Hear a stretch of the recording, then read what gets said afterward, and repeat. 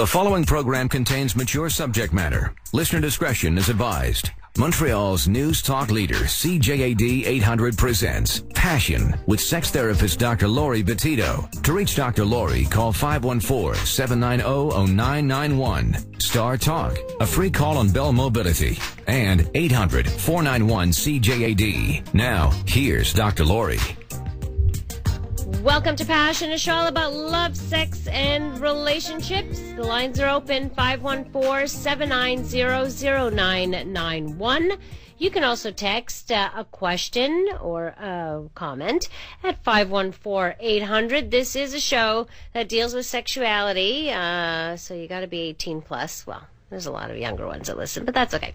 And tomorrow we have Teen Talk, so actually we invite the younger ones to be listening in.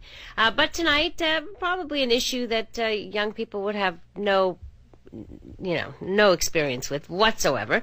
And these are, what we're going to talk about are affairs that turn really bad. Like Fatal Attraction. Do you remember that movie? Well, we'll play you a clip later on, but I don't know if you haven't seen it, go watch it. It'll scare you silly off of ever having an affair. So what do you think? Ever have an affair that turned into one of these things? One that you intended maybe to be just a little fling, thinking you'd hurt no one, but it ended up causing major chaos in your life. Right now, the reason why I'm doing it now, it was triggered by an event going on. There's somebody who's a wrestling fan was telling me about this. I'm not much of a wrestling fan myself, but there's a professional wrestler by the name of kipsaga, known as Billy Gunn, who has apparently been completely tarnished on YouTube. He was having an affair. He's married, was having an affair, and the mistress decided to post pictures of them on her Facebook page, and then she also made a bunch of YouTube videos from her secretly recorded telephone conversations.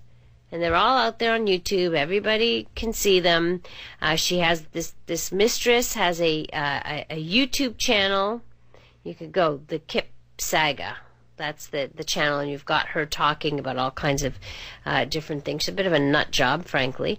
But do you ever think of this? Do you think people who have affairs think of what could possibly happen, of them going completely crazy? Like, how do you predict how someone else is going to behave? Didn't this happen with Jesse James and Tiger Woods and Bill Clinton? Like, all these people that they were having affairs with that came out of the woodwork.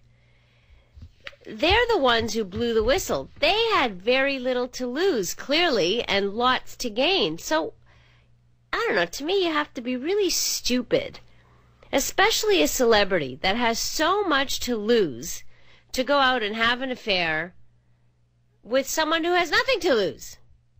How naive do you have to be that you think, oh, everything's going to be just perfect, just beautiful? It's nuts. 514-790-0991, Star Talk, star 8255 on your Bell Mobility cell phone. And if you're calling long distance, it's 1-800-491-CJD. Here's another situation. This is, and I've seen these situations. So these two married people are having an affair. So man is married, woman is married, both are having an affair together. One spouse finds out. She calls the other, the husband of the other woman, basically, completely blows the whistle, announces it to the entire community. They're all part of one similar community. Announces it to everybody. So now everybody knows. And the other woman has zero control over all of this. Now, I'm pretty darn sure she didn't expect any of this. She was hoping it would stay hush-hush and discreet and da-da-da. The chances of getting caught, though, and blowing it out of the water are very real. How come nobody thinks about this stuff? Do you really think you'll never get caught? Do you really think that the people that you have affairs with are so noble that they will, at any price, just keep, a lid on it? Obviously, the only way to avoid this is don't have an affair. Don't have an affair. This is very risky business. Very risky. Never mind the risks involved in terms of safe sex and whatever else, but just the whole, and not even just getting caught, but what happens after that. It's not the betrayed person.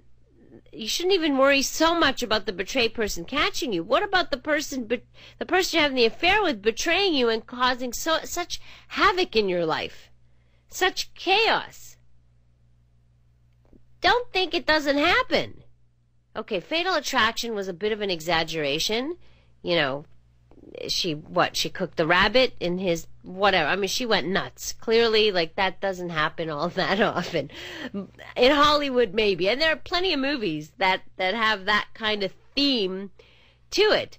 But it does happen in real life, not to that extent, but where lives are completely ripped apart, where humiliation, I mean, just look at the celebrities we know of. And look at to the public, we look at these people and we say, what were you thinking? We lose complete respect for them. I don't know about you. I do anyhow. I'm like, are you a complete idiot? And really, you're thinking, what are you thinking? How could you be doing this kind of stuff? Like Tiger Woods. John Gosselin, another one from John and Kate plus 8. There's so many. I mean, there are so many. Ridiculous. 514-790-0991. Any thoughts on this? Have you ever been in a situation where an affair turned into something completely chaotic, turned into some kind of fatal attraction? Would love to hear that. If you actually experience this, I just don't get it. I really don't. But love to hear your thoughts on this. 514-790-0991. You're listening to Passion on CJAD 800. Frank Talks is sponsored in part by the rules for the first 10 times you have sex with a new lover. How do you make your sex life with a new lover unique? How do you give her experiences that she will remember for years to come? What are the rules for the first 10 times you have sex with a new lover? How do you make up for lack of sexual experience or skilled expertise? How do you make sure she is still thinking of you, even when other guys are hitting on her? Or is she on a date with someone else? This program has those answers and more, including an emotional needs analysis of these sexual experiences you are going to enjoy with your new lover. The rules for the first 10 times you have sex with a new lover. Buy this program now at franktalks.com.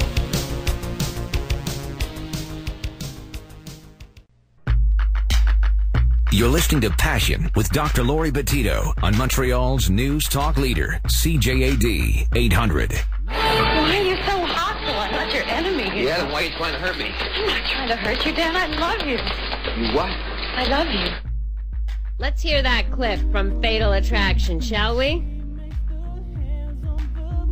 Because that's what we're talking about tonight. Why are you so hostile? I'm not your enemy. Yeah, then why are you trying to hurt me? I'm not trying to hurt you, Dan. I love you. You what? I love you. Do you remember this movie? This was a long time ago, but if this movie didn't scare you out of having an affair, I don't know what else could. I know a lot of guys were shaking in their boots after this one. And this is what we're talking about tonight, is affairs that go completely whacked out. People who just take revenge somehow or become a fatal attraction. I want to know what you think about this. And do you understand celebrities who actually have these affairs? I mean, that's all we hear about, right? All of these celebrity people whose mistresses or it's mistresses who come out of the woodwork and say all kinds of things, and then they're humiliated, and then they go through I don't know, therapy groups and divorces and just a huge mess, huge chaos. So with all of that, why? Why would you even take that risk? 514-790-0991. If you've ever been down that road, I really hope not, because this is scary stuff. I hope it's never happened to you, but it might have. We've got Frank on the line. Frank is a regular contributor to Passion's dating show, and you have something to say about this stuff, Frank, apparently. Absolutely. When I heard you talking about it on the radio, I had to call in. Now, I know we talked once, and you told me you had actually thought about writing a book on how to cheat, but you decided against it.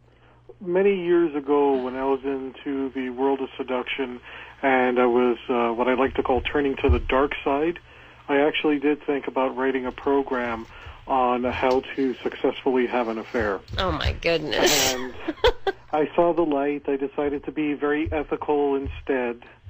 I'm glad. I never put out that program, and I never will. Okay. But obviously you have some experience with it, because otherwise, I mean, why would you even come up with a book like that? There were a few times I was the other man in a situation. I'm not particularly proud of my past in that, although it did teach me a lot. It taught me how people get away with cheating, why people have affairs, and so on. And where I am now in my life, the thing that I teach is, why cheat when you can structure an open relationship? Well, I suppose it comes back to an open relationship requires two people who want to do this. The problem is it doesn't always work out that way. I understand that, but a lot of people already have an idea that monogamy is not for them, whether they just have a history of not making monogamy work, or maybe they have something inside them that they just want to, sow their wild oats, right, or they just want to have certain experiences in their life. If you can't be honest with your long-term partner, the chances of your relationship lasting long-term is minimal. Right. But, okay, that ideally, you're right. That would probably be the ideal situation. But between you and me and everybody else listening, we know that doesn't happen. We know that there are somewhere around 60% of men who cheat, 40% of women who cheat.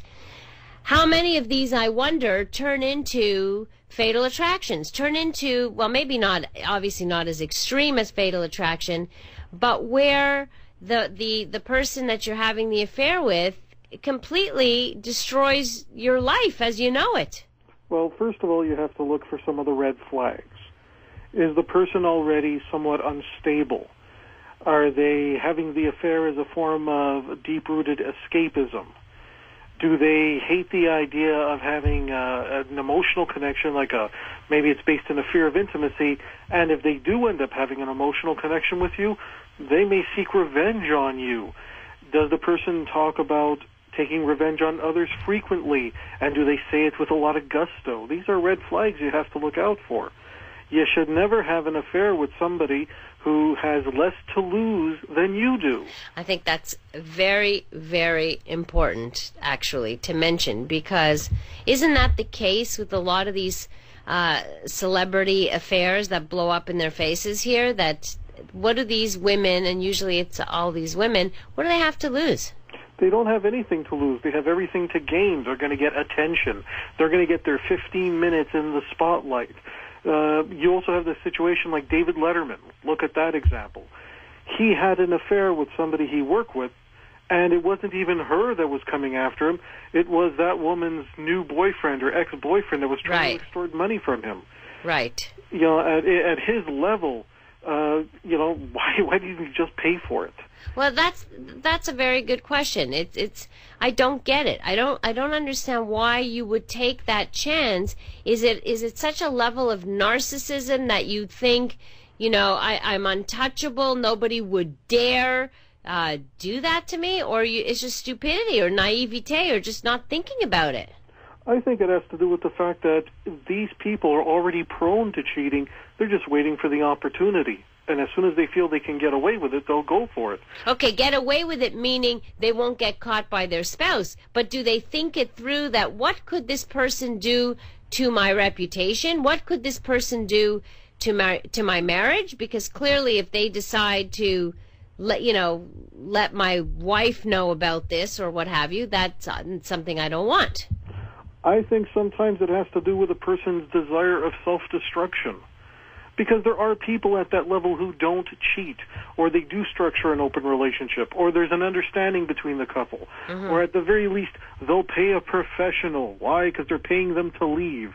I think it was Charlie Sheen who said that, or Martin Sheen that said, Your Honor, I don't have to pay women to have sex with me. They'll have sex with me for free. I pay them to leave. So yeah, it's true. If somebody's going to take that kind of chance, maybe on some level they want the problems to come to them. They want to get caught because it's just a really stupid thing to do. I don't know if they really want to get caught. I just think they're stupid. I think it's more about just like the Tiger Woods attitude where he felt, well, I deserve it. I didn't think it through. Just, it's like, okay, I want my candy now. I'm going to take it now. And I'm not going to think of the cavities that are going to come later. I know a lot of people in the swinger community, in the polyamorous community, right, where you'll have, and sometimes it's a poly-mono relationship, where one person is monogamous, the other person is poly and will date other people, and everything is done honestly and openly, and they don't go through the same, oh my God, I just found this out. Right. Because everything is laid out on the table right from the get-go. Right. And there's no risk that, because if you have an open relationship and your primary partner knows that you are having this other relationship, then they have nothing to hold over your head, right? The person that you're having this relationship with can't turn around and say, well, don't break up with me or else I'm going to do this or I'm going to tell your wife or whatever it is. Exactly. As a matter of fact, I also have the experience that when I did open relationships and I was dating a new girl, she thought she was the other woman. And when I told her, well, no, actually, this other girl is my girlfriend, but she knows all about you. And at some point, she'd like to meet you. No. And the girl that was dating me says, oh, I don't want that. That's odd. That's gross. This whole thing of open relationship is ridiculous. This is the same woman that wanted to be the mistress. But as soon as she found out that she was not a mistress, that everything was open and honest, she couldn't handle that. She ran. And that happened to me more than once. So what's that about? So obviously there's some thrill to being the mistress and only the mistress. I think there's some drama there of getting something they're not supposed to have, being a naughty person, getting away with something. I think that there's a lot of emotional upheaval in that. Right. And for some people, I think it's also a deep-rooted fear of intimacy. Going after someone who's emotionally unavailable, and then you find out, oh, wait a minute, you mean we could actually have a real relationship here because it's all open? Oh, my God, that scares me half to death. I got to... Although I don't think they'd admit it so readily. No, I don't, they wouldn't. Right. Or they fall in love with the person and want to destroy the marriage that they have. But then again, if they do that, the risk of losing that person is just as great. Well, usually if they fall in love with somebody that they can't have, usually the fact that they wanted someone that they couldn't have to begin with, I think that's a sign of a potential dysfunction there. Yeah. And if you're going to destroy what you love, then I have to question, do you know how to love? Good question. We're talking tonight about affairs that turn into fatal attractions, or affairs that just go awry, basically, where the person you're having the affair with, makes your life a living hell, possibly, or exposes the affair in a very public way. And I've seen this done, of course, in other ways, where, let's say, the husband was having an affair, the wife found out, the wife then called the husband of the other woman and blew it out of the water, and did all kinds of, made a huge mess there. So that's a situation. Also, like, you can't control that, and you can't control what one person is going to say to the rest of the world. You just can't shut people up like that. Well, at least not unless you have a whole load of money, and even that I don't think would work. No, it doesn't, because you never truly control another person's behaviors. Yeah. And an affair is not a relationship. It's an affair. It's a time-limited endeavor. At some point, it's going to end. And the person you're having an affair with, that is not your friend, and that person does not have your best interest at heart. Yeah, I don't think we remember that fact. I'm not sure people really recognize that when they go out and have these affairs. I want to open the phone lines, 514-790-0991. You might recognize the voice talking to me. It's Frank Kermit. He's a regular contributor to Passion from franktalks.com.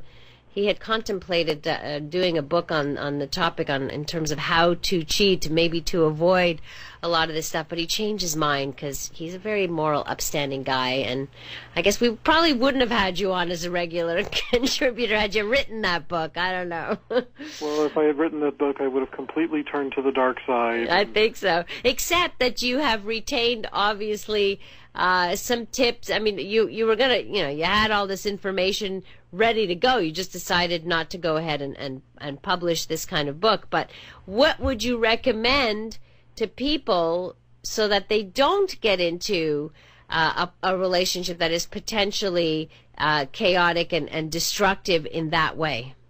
Well, first of all, the advice is don't cheat. Okay, besides that. Besides that, look to the relationship you do have and see what elements are making you want to escape. Find out if you can reconnect there. Whatever fantasy you wanted to live out with that other person, see if you can do that with your life partner. Okay, but besides that, Frank, let's say somebody's already, decided they are going to cheat. How do they avoid a fatal attraction? Okay, first of all, you never talk about anything private in emails or telephone conversations. Never say anything that is going to be used against you. Specifically, never say anything bad about your life partner. Never give any information about your children if you have them.